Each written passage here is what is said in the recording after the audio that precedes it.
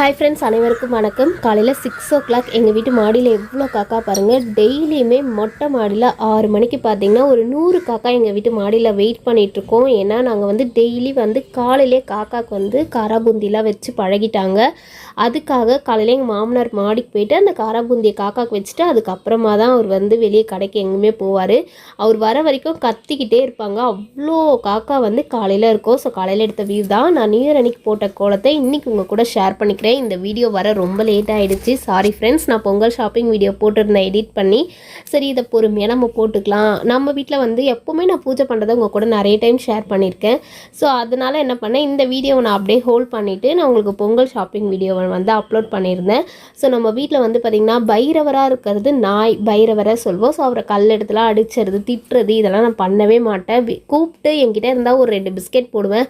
அப்படி இல்லைன்னா வாசலில் படுத்துட்டு இருந்தால் ஓரமாக போ அப்படின்னு தான் சொல்லுவேனே தவிர நான் வந்து இது வரைக்கும் நாங்கள் நாயெல்லாம் வந்து நான் இது பண்ணது துன்புறுத்த மாட்டேன்னு சொல்கிறேன்.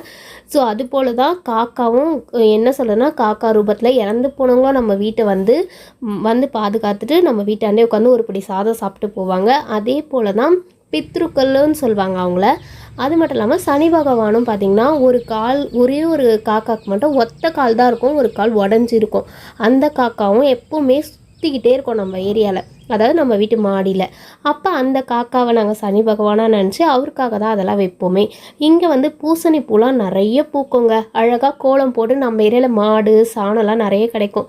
சாணம்லாம் தெளித்து கோலம் போட்டு பூலாம் வைக்கணும்னு ஆசை. ஒருத்தவங்க வீட்டு வாசலாம் அழகாக வச்சுருப்பாங்க. நான் வந்து குழந்தைங்க வச்சுருக்கனால சும்மா சிம்பிளாக ஒரு கோலம் போடுவேன், அவ்வளோதான்.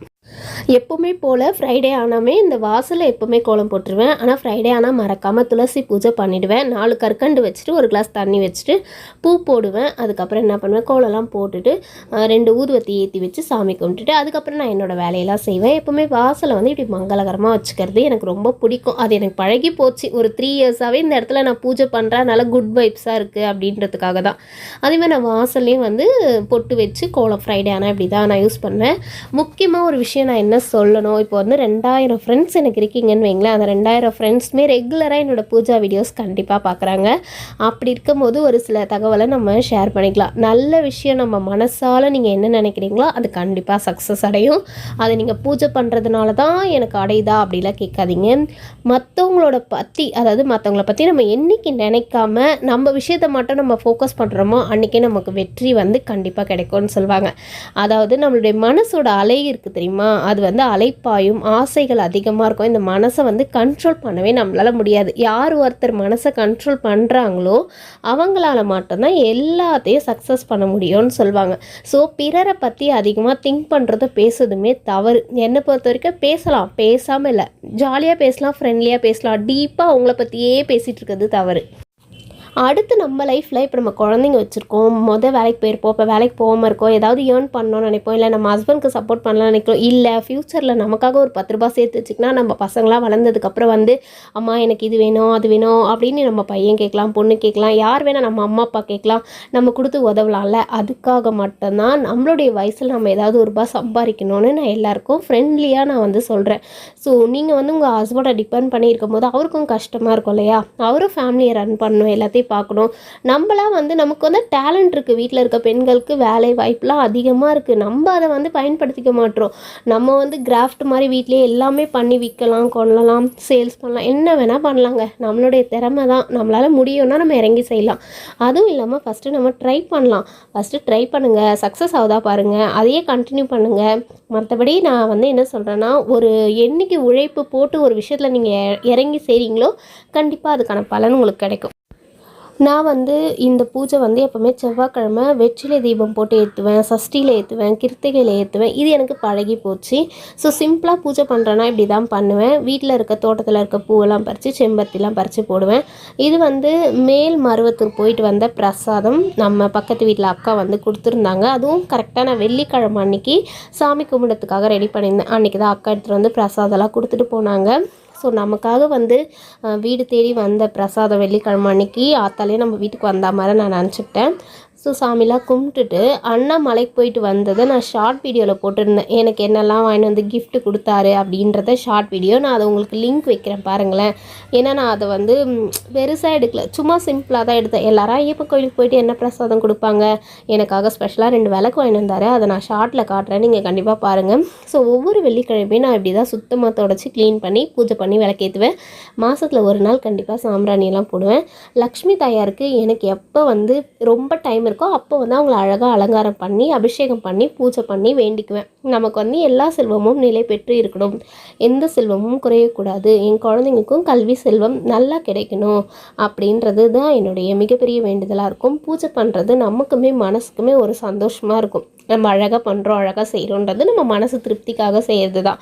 மோஸ்ட்லி நம்மளை பற்றி திங்க் பண்ணாலே எந்த வேறு ஒரு பேட் வைப்ஸ் நம்மளை தேடி வரவே வராது. நீங்கள் உங்களை பற்றி மட்டுமே திங்க் பண்ணுங்கள். உங்களுடைய வாழ்க்கையில் நீங்கள் அடுத்து என்ன மாதிரி பண்ணலாம் அப்படின்னு யோசிக்கலாம். இல்லை நம்ம குழந்தைங்களோட எஜுகேஷனை எப்படி மாற்றலாம், நிறைய பேர் நிறைய டேலண்டான விஷயம்லாம் பண்ணுறாங்க, அதுக்குள்ளே நம்ம எப்படி கொண்டு போகலாம் அப்படின்னு நம்ம யோசிக்கலாம். அதாவது பெட்டராக பார்த்திங்கன்னா எஜுகேஷன் மட்டும் இப்போ முக்கியம் கிடையாது, எக்ஸ்ட்ரா கரிக்குலர் ஆக்டிவிட்டீஸும் முக்கியம்னு சொல்ல வரேன். ஸோ அது போல் நம்ம யோசித்து எது வேணால் நம்ம குழந்தைங்களுக்காக நிறைய பிளான் பண்ணி செய்யலாம். வேஸ்ட்டாக நம்ம டைமை ஸ்பெண்ட் பண்ணவே வேணாம். நான் வந்து உங்களை ரொம்ப பேசலாம் போர் அடிக்க விரும்பல. எக்ஸாக்டாக பார்த்திங்கன்னா நான் எனக்கு என்ன அனுபவங்களோ அதை உங்கள் கூட ஷேர் பண்ணிக்கிறேன்.